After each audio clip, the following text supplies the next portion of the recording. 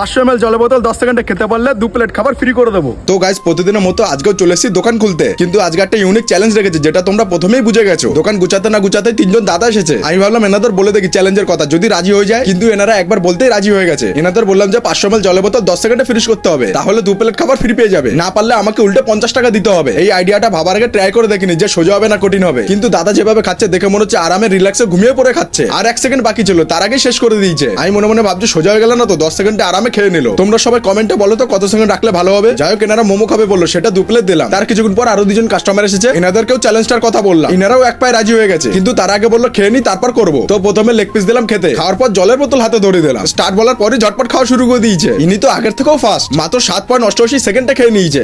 7 সেকেন্ডে ক্লিক করে আর রাখবো না, আর রাখবো না আজকের জন্যই। আমি মনে মনে ভাবছি কেন যে রাখতে গেলাম, পুরো 4 প্লেট খাবার ফ্রি হয়ে গেল। তো এনাদের ফ্রি খাবার তো খেতে দিলাম। তোমরা ততক্ষণে সাবস্ক্রাইব করে দাও আর মিনি ব্লগ দেখার জন্য।